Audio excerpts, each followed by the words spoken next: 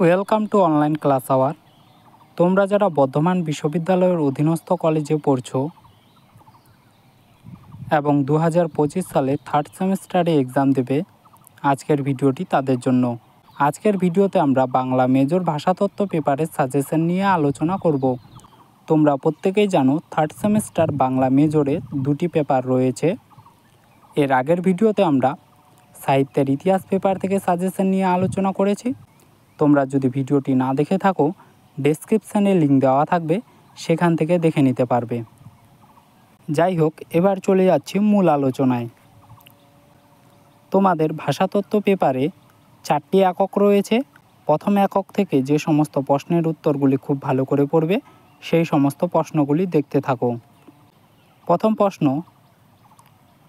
বাংলা ভাষার উদ্ভব পর্ব আলোচনা করো, অথবা প্রশ্নটি ঘুরিয়ে আসতে পারে সংস্কৃত কি বাংলা ভাষার জননী আলোচনা করো, অথবা প্রাচীন ভারতীয় আর্য ভাষা থেকে বাংলা ভাষার বিবর্তনের রূপরেখাটি অঙ্কন করো।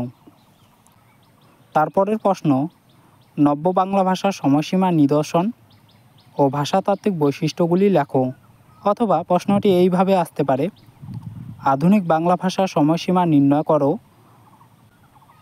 এই ভাষার ধ্বনিতাত্ত্বিক বৈশিষ্ট্য ও রূপতাত্ত্বিক বৈশিষ্ট্যগুলি আলোচনা করো। চলে যাচ্ছি তারপরের প্রশ্নতে।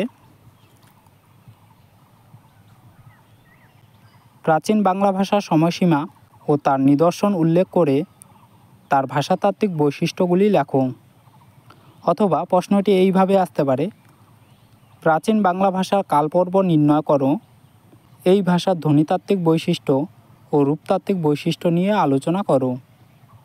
তারপরের প্রশ্ন, মধ্যযুগের কয়টি স্তর, স্তরগুলির সময়পর্ব নির্ণয় করো, যে কোনো একটি স্তরের ধ্বনিতাত্ত্বিক বৈশিষ্ট্যগুলি আলোচনা করো।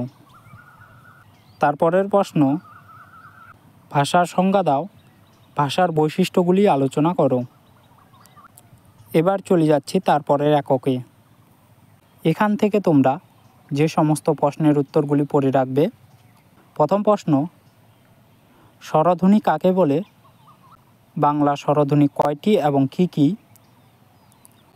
উচ্চারণ অনুযায়ী বাংলা স্বরধ্বনিগুলি শ্রেণীবিভাগ করো, অথবা প্রশ্নটি ঘুরিয়ে আসতে পারে বাংলা মূল বা মৌলিক স্বরধ্বনিগুলির বিজ্ঞানসম্মত শ্রেণীবিভাগ করো।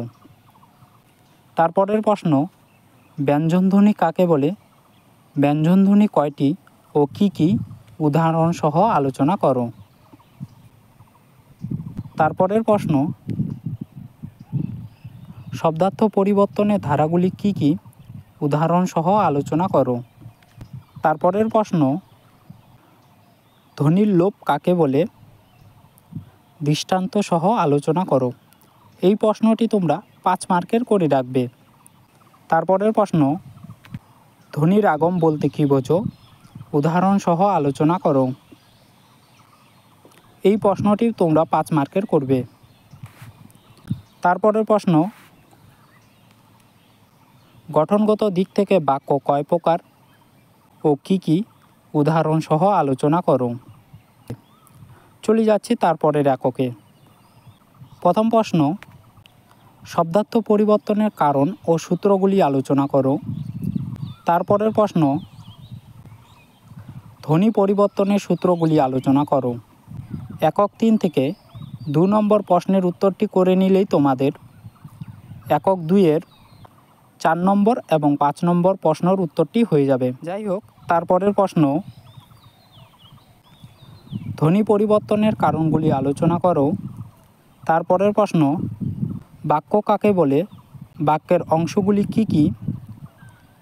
তারপরের প্রশ্ন, নির্দেশক বাক্য কাকে বলে, উদাহরণসহ লেখো। তারপরের প্রশ্ন, অনুজ্ঞাসূচক বাক্য কাকে বলে, উদাহরণসহ লেখো। 3, 4, 5, 6 এই প্রশ্নের উত্তরগুলি তোমরা 5 মার্কের করে রাখবে। এই প্রশ্নগুলি 5 মার্ক হিসেবে আসবে এবং প্রথম 2টি প্রশ্নের উত্তর তোমরা 10 মার্কের করবে। চলে যাচ্ছে তারপরের এককে। প্রথম প্রশ্ন, বাংলা শব্দভাণ্ডারের পরিচয় দাও। তারপরের প্রশ্ন, উপভাষা কাকে বলে, বাংলা উপভাষা কয়টি ও কী কী?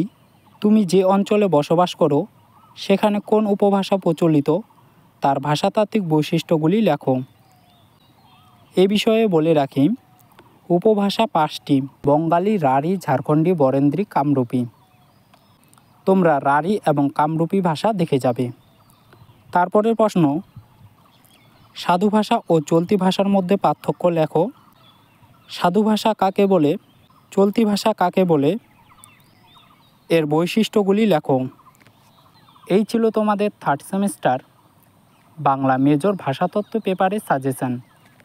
আজকের ভিডিওতে যা সাজেশন দেওয়া হলো, এই প্রশ্নের উত্তরগুলি তোমরা খুব ভালো করে যাও, তাহলেই 100% কমন পাবে।